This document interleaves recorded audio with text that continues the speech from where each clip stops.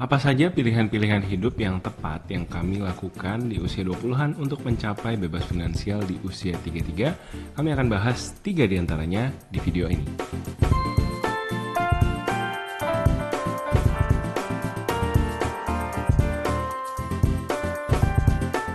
Hai guys, welcome back to our channel. Kembali lagi dengan gue Samuel dan ini istri gue Claudia. Kami pasangan suami istri kantoran dalam perjalanan memaknai financial independence. Di channel ini kalian akan temukan video-video seputar karir, keuangan, adulting, dan topik-topik lainnya. Jadi kalau kalian suka dengan apa yang kalian tonton hari ini, jangan lupa untuk subscribe dan share video ini untuk support channel kami. Masih dalam semangat tahun baru, hari ini kami mau bahas tentang topik pilihan, tentang memilih. Itu pemilu juga ya sebentar lagi. Oh ya benar juga ya, memilih yang tepat. Memilih yang tepat. Milih itu kadang tidak memilih itu juga pilihan ya, itu juga satu keputusan. Memilih untuk golput ya. Memilih untuk golput, memilih untuk tidak melakukan apa-apa gitu ya. Itu juga satu pilihan. Sebenarnya bukan hanya tentang pemilu juga, tapi misalkan karir gitu. Kita memilih untuk ya udah gue pasrah aja sama nasib gitu. Itu sebenarnya bukan, itu sebenarnya sudah memilih ya. Itu sebenarnya sudah memilih untuk nggak ngapa-ngapain gitu terhadap karir kita. Nah, ngomong-ngomong soal pilihan, kami hari ini punya 3 cerita yang kami mau bagikan tentang pilihan-pilihan kami di usia 20-an yang menurut kami membantu kami dalam perjalanan mencapai kebebasan finansial. Jadi sebenarnya intinya dalam hidup itu selalu memilih ya. Dan kadang-kadang kita pikir kita pilihnya yang gampang. Nah tapi gampang itu gampang sekarang bukan berarti gampang selamanya. Jadi sebenarnya kita choosing our heart, memilih kesulitan kita. Karena selama kita hidup pasti sulit ya. Contohnya nih. Hidup itu pasti sulit gitu ya. Iya, contohnya misalkan tentang menjaga kesehatan, tentang jaga makan, olahraga, teratur tiap hari itu kan susah ya. Maksudnya take effort, kita harus self control, ada makanan enak harus nggak usah terlalu banyak, asal porsinya sedikit aja. Ya, atau mau yang kelihatannya enak nih short term, jadi nggak usah olahraga, santai-santai aja, makanannya enak terus gitu ya tiap hari, ya pokoknya mau makan apa, lagi ngidam apa, hajar. Tapi in long term justru kebiasaan makan yang nggak dijaga atau nggak pernah olahraga, ke masa depannya itu biasanya akan ada masalah kesehatan. Jadi heartnya itu di belakang. Heartnya itu, tapi susahnya nanti. Iya, gitu. Di belakang dengan masalah kesehatan itu. Kalau yang jaga kesehatan mungkin di sininya di depannya heart ya, harus disiplin, harus self control. Tapi mudah-mudahan ke belakangnya itu lebih enak. Jadi kan sebenarnya it's about choosing our heart. Terus mungkin juga sama dengan pernikahan deh, misalkan pernikahan mau baik-baik, maksudnya semua pernikahan pasti ada berantem ya, bener ya? Betul. Dari pasangannya sudah menikah hampir 10 tahun ya? Iya, dan apakah gampang untuk memaafkan, untuk mencoba lagi, untuk ya udah baikan lagi, lihat lagi baik-baiknya. Kadang-kadang kan udah 4 aja gitu ya, kayak udahlah nggak usah ketemu lagi, nggak usah ngomong lagi sama nih orang, divorce aja. Nah sebenarnya kan menjaga pernikahan itu nggak gampang ya. Tapi mungkin divorce juga itu nggak gampang loh ya. Banyak juga mungkin orang pikir oh ya divorce kayaknya gampang aja, sebenarnya nggak juga sih ya. Banyak yang harus dipersiapkan, harus keluar uang untuk pengacara, dan ya tidak menjamin juga setelah divorce terus pasti bahagia ya. Tapi ini kasusnya lagi-lagi case by case ya. Maksudnya kalau yang contoh umum ya, kadang-kadang kan kalau misalkan yang udah kekerasan atau sebagainya mungkin harus pisah, ya itu udah urusan hidup cerita. Dan mati ya, itu beda cerita. Tapi in general we have to choose our heart. Betul. Nah sedikit konteks sebelum masuk ke cerita pertama, kami adalah pasangan suami istri kantoran biasa yang senang berhemat. Hidup kami cukup frugal ya. Kami sering cerita tentang frugal living. Kami sudah hidupi gaya hidup ini dari kami usia 20-an awal, dan kami sudah bebas finansial di usia 33.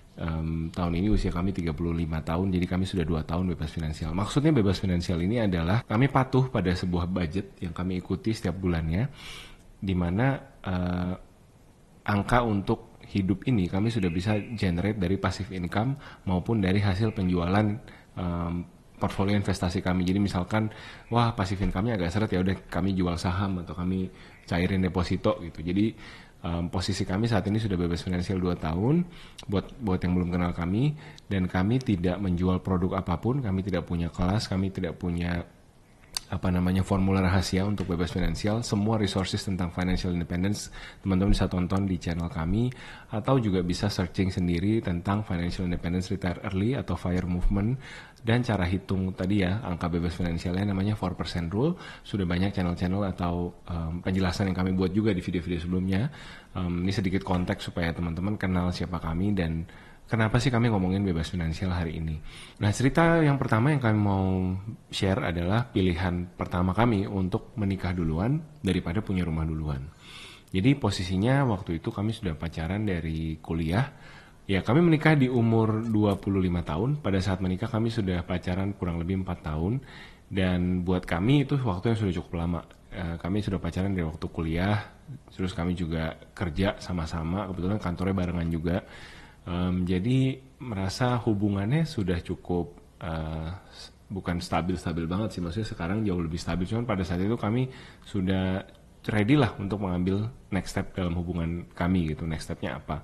Nah, di umur 25 itu kami belum punya rumah, kami belum punya aset apa-apa, mobil juga masih pinjam orang tua, tapi kami merasa ini nih, kalau kami menikah kami bisa hemat banyak biaya. Kami bisa misalkan weekend tidak usah habis bensin untuk aku ngapel Claudia gitu. Posisinya aku tinggalnya di Pesanggerahan, Clau di Mangga 2. Jadi memang lintas kota gitu ya, dari ujung ke ujung tiap minggu itu boros bensin.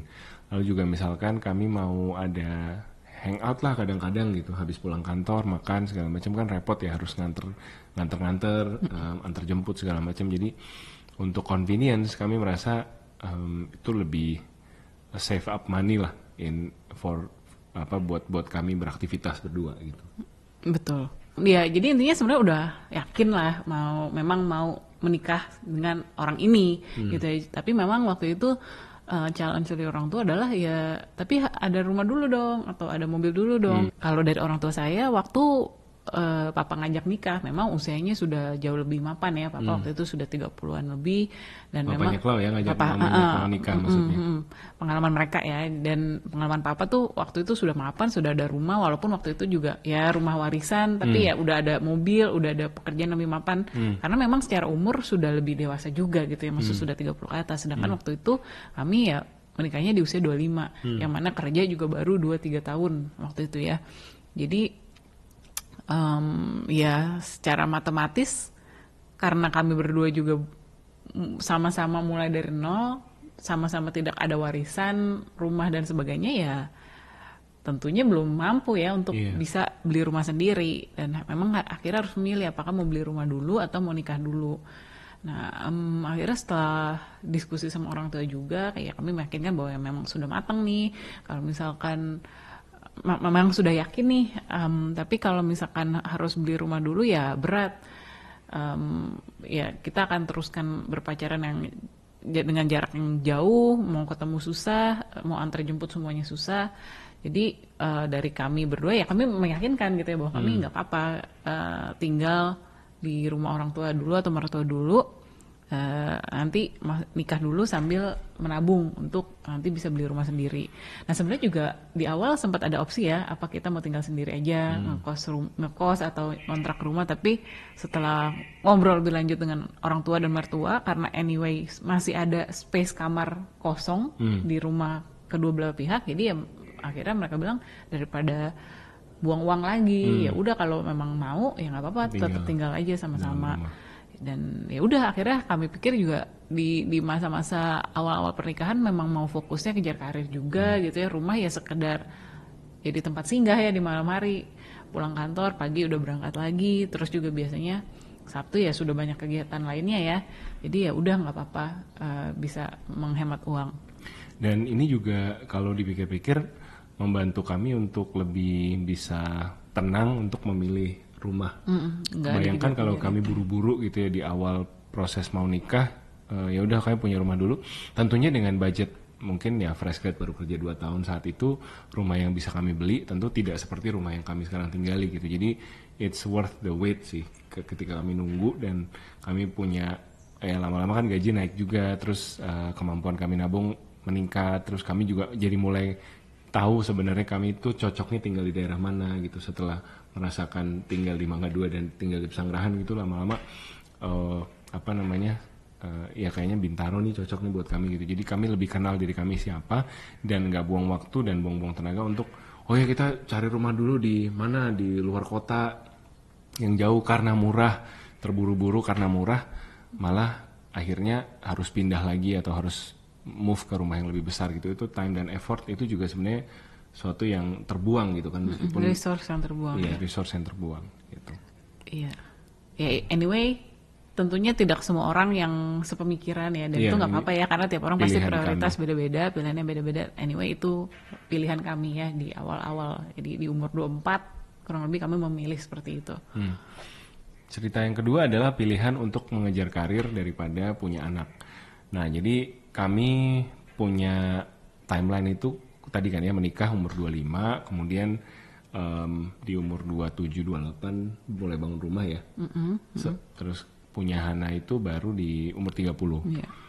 Nah sebelum, agak maju. Sebenarnya harusnya ceritanya awal 20-an. Jadi awal 20-an itu kami benar-benar saling saling mengejar karir masing-masing ya. Jadi kadang-kadang bahkan waktu pacaran pun hilang karena ya udah Sabtu Minggu ada bisnis trip kemana, ada event, malam juga nggak bisa ketemu karena lembur gitu. Kadang-kadang meskipun awal-awal kita sempat sekantor, tapi kadang aku harus ngelemburin dokumen nih, ya udah kalau pulang duluan, kita nggak itu. Jadi kami benar-benar fokus ke bidang karir kami masing-masing sampai kalau aku tuh setelah kerja 3 tahun akhirnya dapat posisi manajer. Kalau Klau sama ya, kurang lebih 3 tahun juga ya.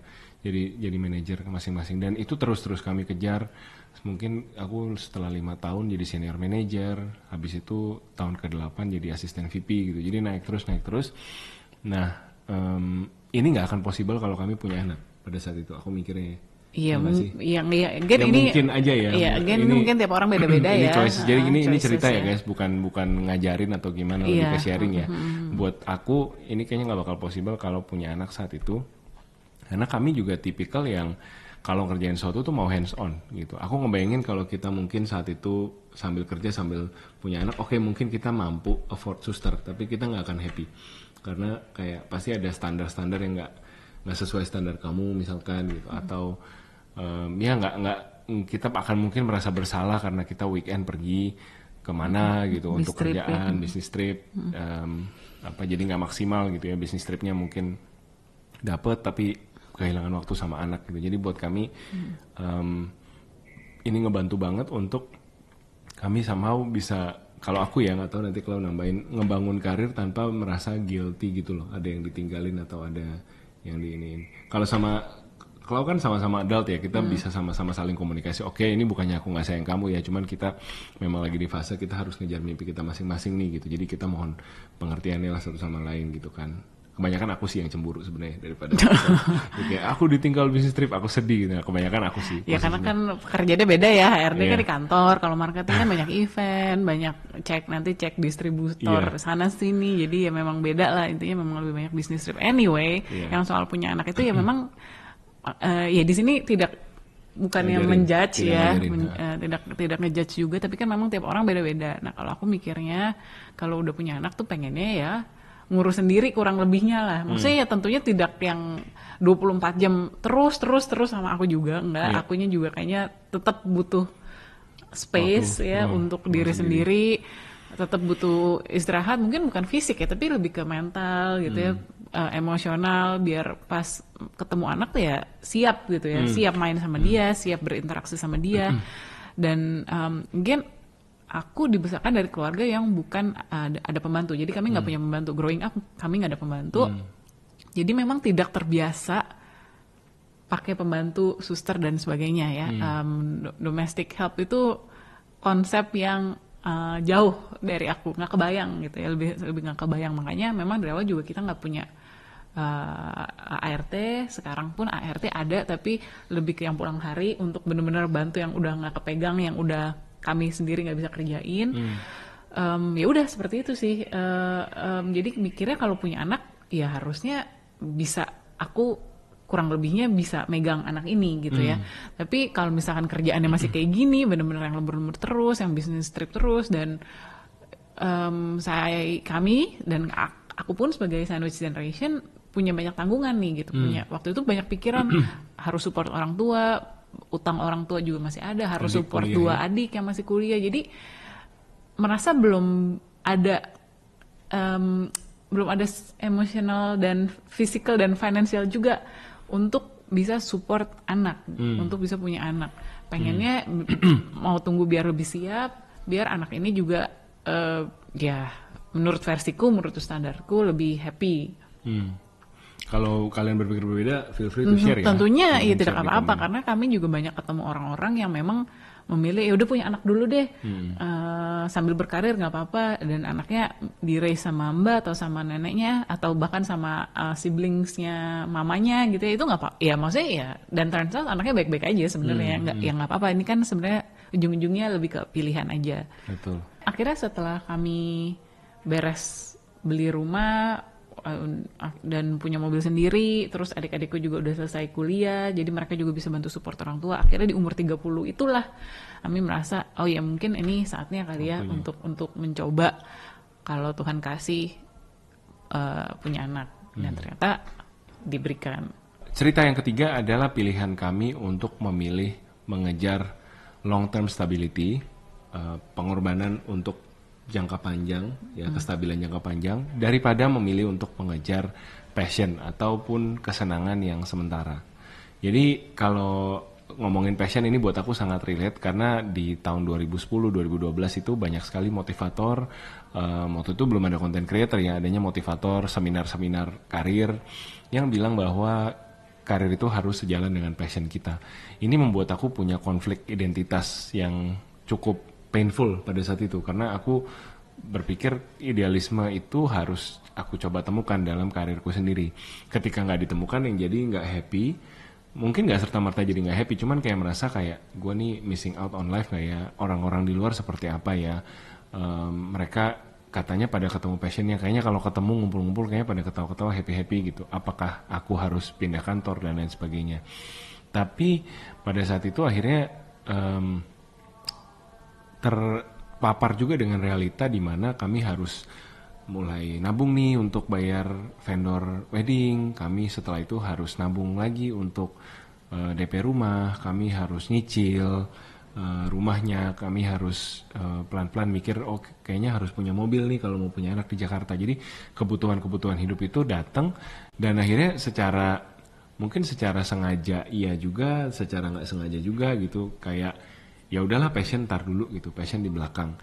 Dan waktu itu merasa missing out iya gitu ya sama teman-teman yang kayaknya kerjaannya menyenangkan, tapi in the long run ketika ngelihat diri sendiri dan istri udah mulai stabil dan segala macam, dan akhirnya di 2020 berkesempatan dibukain jalan untuk punya channel YouTube ini, jadi kayaknya merasa bahwa oh passion itu harusnya nanti belakangan gitu, jadi kulminasi setelah kita sudah punya sesuatu untuk udah stabil dulu, ngurusin rumah tangga, ngurusin yang di dalam, ngurusin kebutuhan sehari-hari, baru nanti passion nggak usah dicari lah, akan tahu sendiri gitu, ketemu gitu. Bahkan ada juga orang-orang yang sampai usia 50-60an sering kan ngobrol di kantor, udahlah passion apa, yang penting Dapur ngebul gitu. Iya, dapur ngebul, anak gue bisa sekolah gitu. Jadi ternyata setelah pandanganku diperluas di luar ruang seminar yang tadi, aku menyadari ya passion boleh-boleh aja gitu, tapi jangan jadi misguided dan berpikir itu satu-satunya true north dalam kehidupan gitu. Ya, ya mungkin balik lagi ya ini ya, mungkin karena latar belakang juga gitu yang membuat kami harus memilih kestabilan itu ya sebagai sandwich generation. Iya, maksudnya kita tahu kita nggak ada safety net, dan ya bisa dibilang tulang punggung keluarga gitu ya untuk adik-adik, untuk orang tua. Jadi kalau bukan kita yang bertanggung jawab secara finansial, bukan kita yang benar-benar kerja, benar-benar nabung untuk bisa support mereka, yang nggak ada siapa lagi gitu, siapa lagi. Jadi lebih ke itu sih, dan kami berdua mungkin sama-sama anak sulung, jadi apa ya, sense of responsibility-nya itu tinggi gitu ya, sampai terus terang ya certain points kita benar-benar sacrifice apa ya, banyak convenience, banyak kesenangan-kesenangan kecil ya. Contohnya nih misalkan kayak bawa bekal tiap hari, apakah tidak bosan? Apakah tidak pengen jajan? Pengen gitu ya. Kadang-kadang lihat temen yang tiap hari makan di luar apakah ada uangnya ya? Mungkin kalau mau diadain ya ada gitu ya. Tapi kalau kita ngomongin budget, udah masuk budget yang ya budgetnya kita nggak ada, karena budgetnya kita buat nabung, buat kasih ke orang tua, buat bayar uang kuliah, buat bayar listrik di rumah orang tua dan sebagainya gitu ya. Tapi sebenarnya kalau mau maksa bisa aja ya, bisa aja mungkin jadi berkurang tabungannya ya, bisa aja gitu ya. Tapi di saat-saat kita jenuh, ini aduh makannya nasi lagi apa ya, maksudnya lauk rumahan lagi gitu kan, bosan ya, balik lagi ingetin diri sendiri, sebenarnya kita lagi ngapain sih susah-susah kayak gini, maksudnya tahan diri seperti ini ya, kita lagi punya mimpi yang lebih besar nih, kita mau punya rumah sendiri, bener-bener yang dibeli atas nama sendiri, dan kita mau ya itu tadi ya, mau break this sandwich generation chain gitu ya. Kita mau hancurin rantai sandwich generation ini, jadi jangan sampai kebawa ke generasi berikutnya. Udah cukup berhenti di kita aja. Jadi walaupun berat iya, jenuh iya, tapi ada that bigger vision kali ya yang membantu kita untuk bisa terus jalan walaupun rasanya udah bosen gitu. Dan akhirnya kesini-sini jadinya kita banyak belajar tentang self control ya. Maksudnya nggak semua keinginan itu harus diikutin. Terus terang aku orangnya suka jajan ya, suka banget yang kayak kalau ketemu pempek, siomay yang jajan-jajan gitu tuh suka banget gitu. Tapi ya udah terlatih untuk belajar mengendalikan diri gitu. Nggak usah diikutin terus gitu ya, sekali-sekali boleh. Sebenarnya kalau sekarang jadi kita bukan ngomongin masalah uang lagi ya, karena ya mungkin ya uang ada tapi ya itu kita ngomongin masalah kesehatan gitu ya, ngomongin masalah ya nutrisi gitu kan yang masuk gitu. Jadi ya udah mungkin akhirnya kita ada apa ya, belajar hikmahnya lah ya dari semua self control yang udah kita lewatin.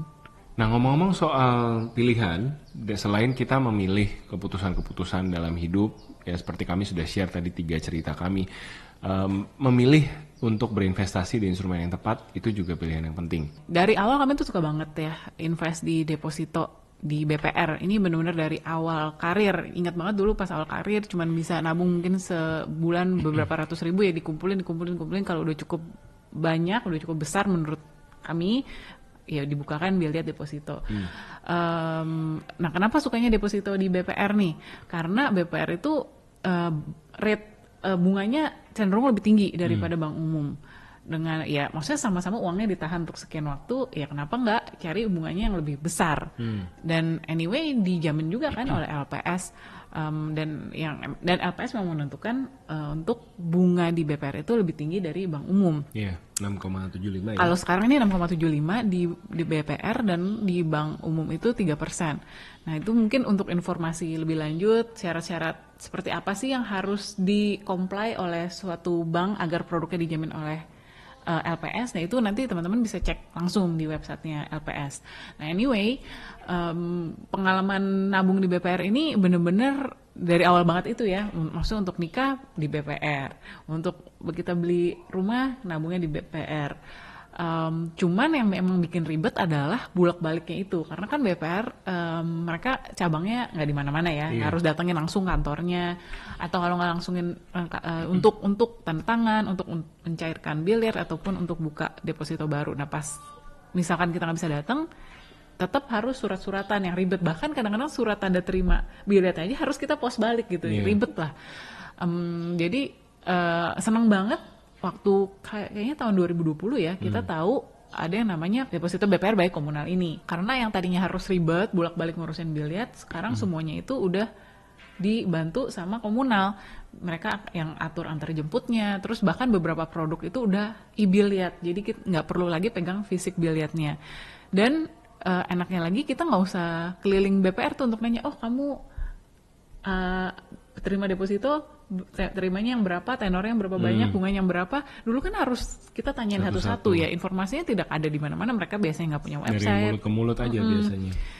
Tapi kalau pakai aplikasi itu kita bisa langsung search nih, kita maunya tenornya yang berapa lama, 1 bulan, 3 bulan, 12 bulan, terus kita maunya yang bunganya berapa, atau bahkan mungkin kita ada yang idealis saya mau membangun daerah mana gitu, jadi pokoknya maunya BPR di Kalimantan aja atau BPR di Sulawesi aja. Nah, itu bisa difilter di aplikasi deposito BPR Baik Komunal. Dan akhirnya setelah kami coba di tahun 2020 itu happy dan sampai sekarang pun masih berlanjut. Jadi ini bukan iklan, bukan sembarang iklan ya, karena kami pun sudah happy customer, sudah pakai dari 2020 sampai sekarang. Sampai sekarang. Jadi buat teman-teman yang tertarik untuk nyobain deposito BPR by Komunal, dalam kesempatan terbatas ada referral code ya, referral code-nya Samuel Ray, gampang banget nih, aku akan tulis di description box juga di bawah. Referral code ini kalian masukkan pada saat kalian download dan install aplikasinya ya, pada saat pendaftaran di awal. Jadi ini bukan promo code nih, sering salah nih teman-teman nih. Jadi dimasukkan di awal, nanti pada saat teman-teman membuka deposito yang pertama minimal nilainya 1 juta rupiah, teman-teman akan dapetin cashback senilai 100.000 rupiah itu langsung. Jadi udah nggak usah masukin promo code lagi. Asalkan referralnya dimasukin di awal pas sign up. Ini untuk penempatan pertama untuk pengguna baru saja. Jadi lumayan tuh, langsung untung 10%. Belum apa-apa. Belum apa-apa langsung untung 10%, nggak usah tenor-tenor lama dulu gitu. Jadi silahkan dimanfaatkan referral code-nya, sebarin juga ke teman-teman yang lain supaya lebih banyak lagi yang pakai dan lebih banyak lagi yang untung sama-sama. Jadi menurut kalian gimana? Apa pilihan-pilihan sulit dalam hidup kalian yang dulu kalian ngerasain susah, ngejalaninnya sakit, ribet, tapi sekarang kalian ngerasain manfaatnya? Boleh share di comment box di bawah. Thank you so much for watching, take care and see you guys next week. Bye-bye.